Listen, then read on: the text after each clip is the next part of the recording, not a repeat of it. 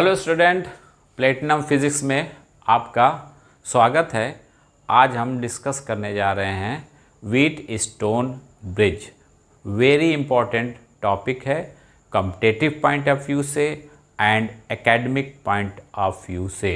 अब की बोर्ड में ये कन्फर्मली आने वाला है। तो हम लोग स्टार्ट करते हैं व्हीट स्टोन ब्रिज। पहले तो व्हीट स्टोन ब्रिज अरेंजमेंट होता है 4 रेजिस्टेंस का। व्हीट स्टोन ब्रिज जो अरेंजमेंट होता है बेटा, ये आपका 4 रेजिस्टेंस का अरेंजमेंट होता है। इस 4 रेजिस्टेंस में आपका सपोज दैट ये R1 है, ये R2 है, ये R3 है एंड ये R4 है। ठीक है, ये points A, B, C and D है। इसके एक डायगोनल से आपका सेल अटैच होता है। एक डायगोनल से, इसके एक डायगोनल से आपका सेल अटैच होता है। ये प्लस माइनस, यहाँ से करंट का फ्लो होगा positive terminal to negative terminal से। एक करंट का फ्लो हुआ। Suppose that resistance R1, R2, R3 and R4 है। सेकंड डायगोनल्स में एक और रेजिस्टेंस ज्वाइंट होता है जिसको हम R5 बोलेंगे।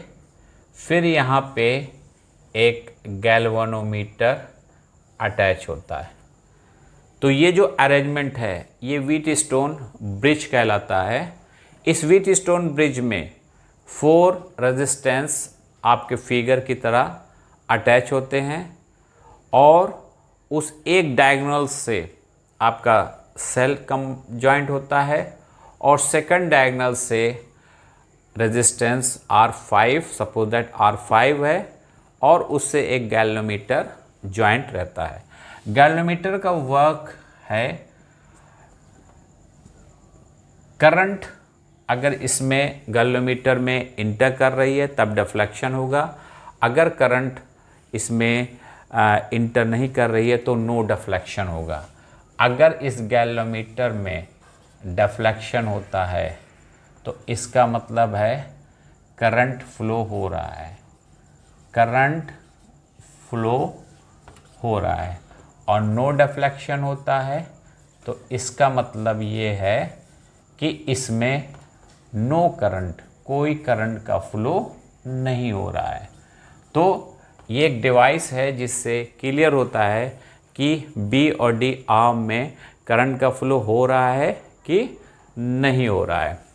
तो देखिए ये जो अरेंजमेंट होगा वो आपको, आप क्या कहोगे इसको बोलोगे व्हीट स्टोन ब्रिज। ठीक है, ये तो व्हीट स्टोन ब्रिज हो गया। अब बैलेंस व्हीट स्टोन ब्रिज क्या होता है वो हम लोग डिस्कस करेंगे। Balance wheat stone bridge, balance wheat stone bridge.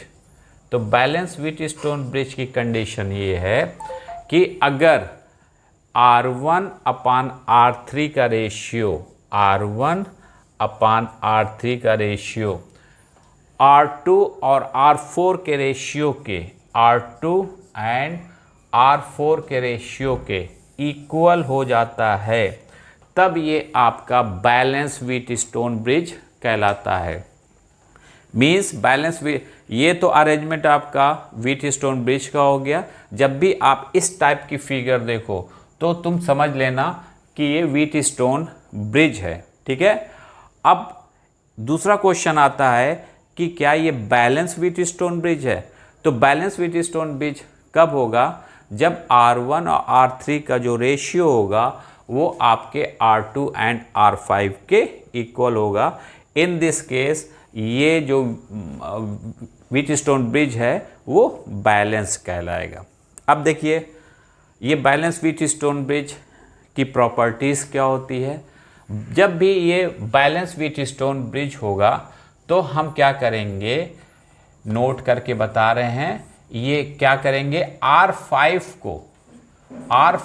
को कंसीडर नहीं करेंगे, R5 को हम कंसीडर नहीं करेंगे, ठीक है। R5 को इसको हम लोग कंसीडर नहीं करेंगे। अगर ये कंडीशन फुलफिल होती है और ये व्हीटस्टोन ब्रिज बैलेंस होता है तो R5 को हम कंसीडर नहीं करेंगे। यानी कि अगर हमको इक्विवेलेंट रेजिस्टेंस को फाइंड करना है तो इसके अलावा कोई भी सारे रेजिस्टेंस को हम कंसीडर करेंगे, इसको कंसीडर नहीं करेंगे। क्यों नहीं कंसीडर करेंगे, वाई, एक क्वेश्चंस ये अराइज होता है। इसलिए कंसीडर नहीं करेंगे क्योंकि बी और डी में कोई करंट का फ्लो इस केस में नहीं होता है। B to D no current flow, यानी कि बी और डी, बी डी आर्म में कोई करंट का flow, no current flow, B D arm में कोई भी करंट का फ्लो नहीं होता है। और जब बी डी आर्म में कोई करंट का फ्लो नहीं होता है तो नो डिफ्लेक्शन, गैल्वेनोमीटर में कोई भी डिफ्लेक्शन आपका नहीं होता है। और जब गैल्वेनोमीटर में कोई डिफ्लेक्शन नहीं होता है, यानी कि बी और डी आर्म में कोई करंट का फ्लो नहीं होता है, तो R5 को कंसीडर करना बेवकूफ़ी है। इसीलिए R5 को हम कंसीडर नहीं करते हैं। अब क्वेश्चन अराइज होता है कि अगर बैलेंस व्हीटस्टोन ब्रिज है तो क्यों नहीं करंट का फ्लो B टू D आ रहा है। इसलिए करंट का फ्लो नहीं आ रहा है क्योंकि जो VB यानी potential at the point B and potential VB और VD इक्वल होता है, VB और VD इक्वल होता है, means potential at the point B and potential at the point D equal होता है। और जब VB माइनस VD की वैल्यू लीजिएगा तो 0 मिलेगा, यानी कि VB माइनस VD, यानी कि B और D में पोटेंशियल डिफरेंस 0 होता है, यानी जो B का पोटेंशियल है वही D का पोटेंशियल होता है।